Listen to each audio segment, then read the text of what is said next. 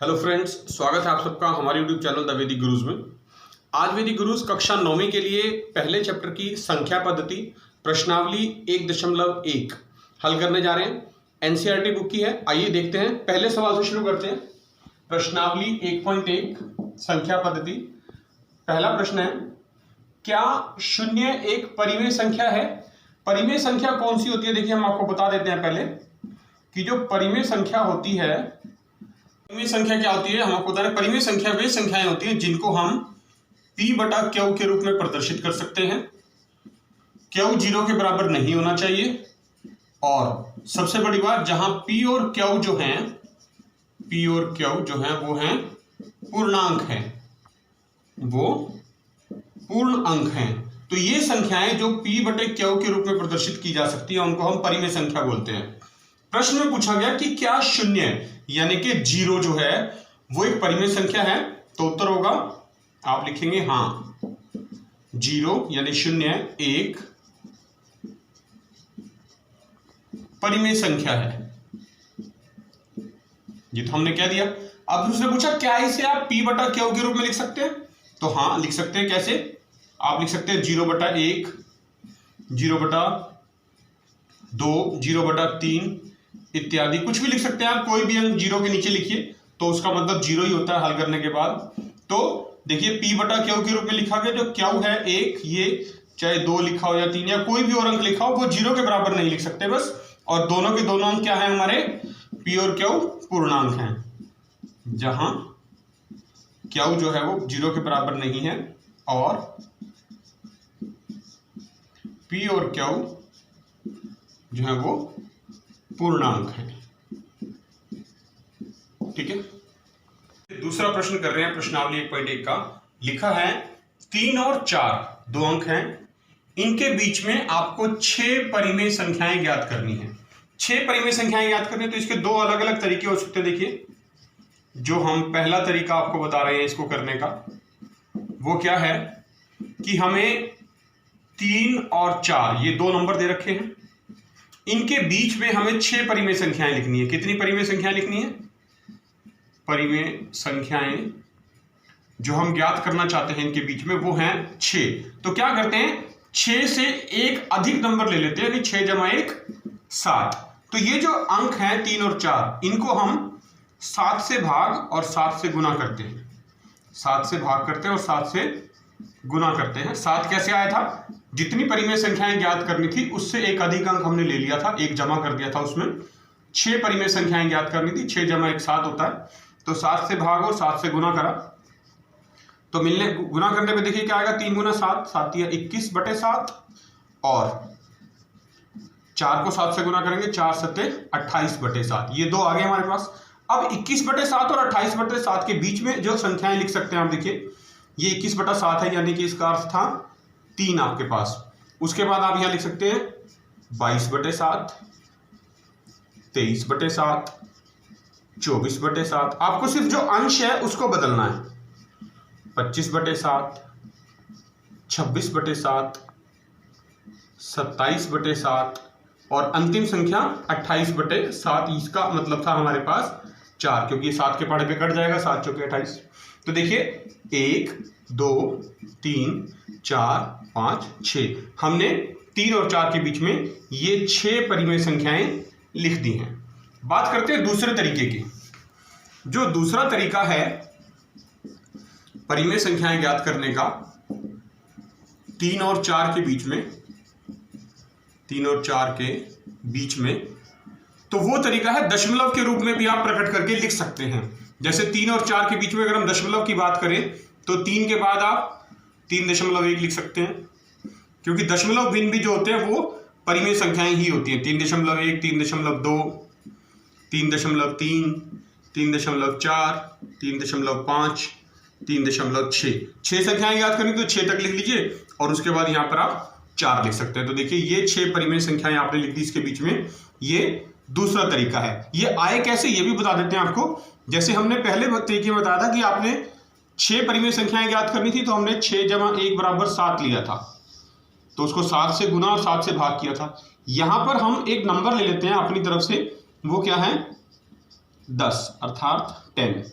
आपने इस 10 को, यानी जो 3 और 4 हैं हमारे पास, 3 और 4 हैं, इनको 10 से गुना करना है, 10 से भाग, 10 से गुना 10 से भाग, तो ये बन जाएगा 30/10 और 40/10। तो 30/10 के बाद, तो 30/10 तो देखिए आपको पता है 3 ही होता है, और उसके बाद फिर ये 31/10, 32/10, 33/10, 34/10, 35/10, 36/10, ऐसे आप कितनी भी संख्याएं लिख सकते हैं।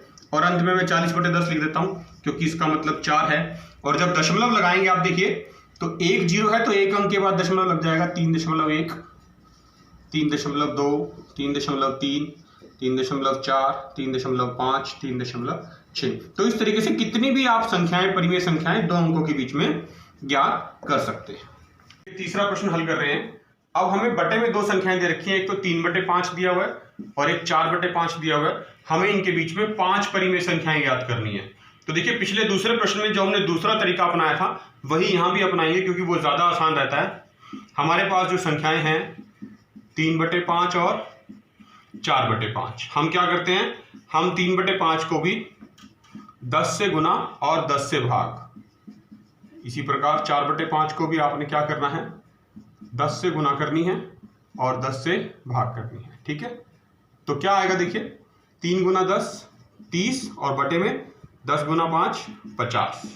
इसी प्रकार यहां पर भी 4 गुना 10 40 और बटे में 5 गुना 10 50।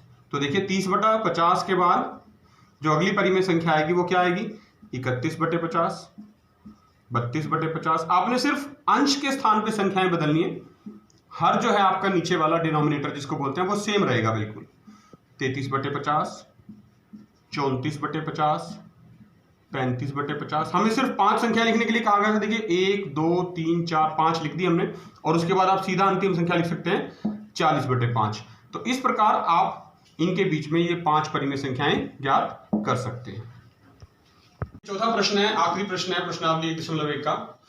लिखा है, नीचे दिए गए कथन सत्य हैं या असत्य। हमें सिर्फ ये बताना है कि सही कौन से और गलत कौन से हैं, कारण के साथ बताने हैं। देखिए पहले भाग में लिखा है, प्रत्येक प्राकृत संख्या, प्राकृत संख्या कौन सी होती है, जो नेचुरल नंबर होते हैं, और एक पूर्ण संख्या होती है। पूर्ण संख्या, प्राकृत संख्या, देखिए मैं आपको पहले बता देता हूं कि प्राकृत संख्या क्या होती है। प्राकृत संख्याएं जो होती हैं हमारे पास, वो हमारे गिनती वाले जो नंबर होते हैं 1 से शुरू होते हैं, 1 2 3 4 5 इस तरह से चलता जाएगा।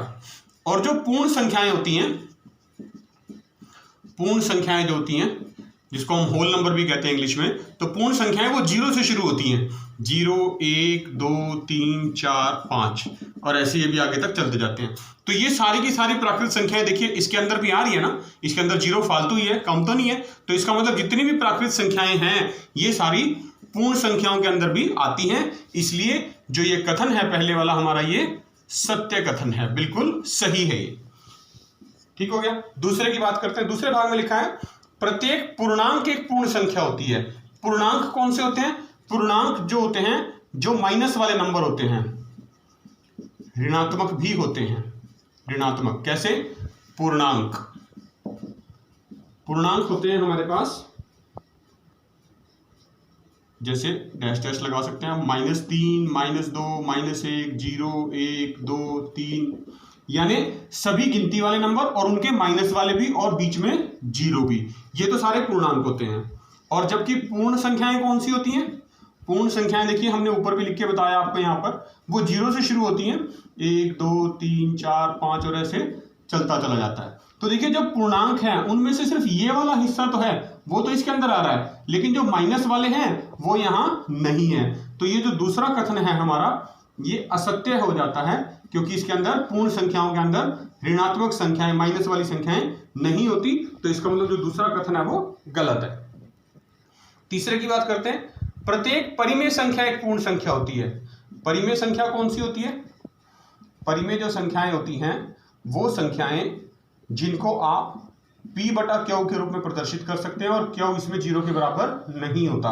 तो जैसे 1/2 भी होता है, 1/3 भी होता है, 3/2 भी होता है, 4/3 भी होता है, 3/4 भी होता है, कुछ भी लिख सकते हैं आप। ये सारी की सारी परिमेय संख्याएं हैं। और जो पूर्ण संख्याएं हैं वो कौन सी हैं?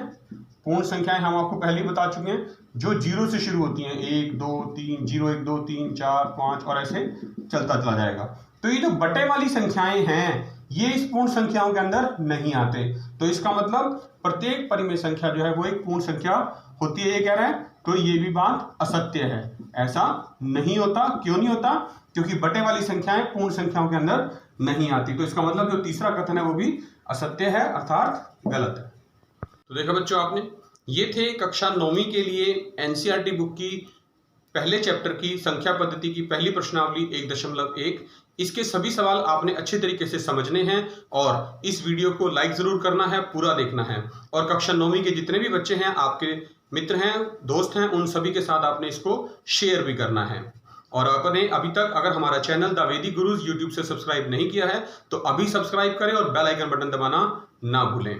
वैदिक गुरुज आपसे एक ही रिक्वेस्ट करते हैं, आप अपने घर में रहें, सेफ रहें, स्वस्थ रहें, सुरक्षित रहें और खूब मन लगा के पढ़िए। जुड़े रहिए वैदिक गुरुज के साथ। बहुत जल्द फिर मिलेंगे, तब तक के लिए थैंक यू।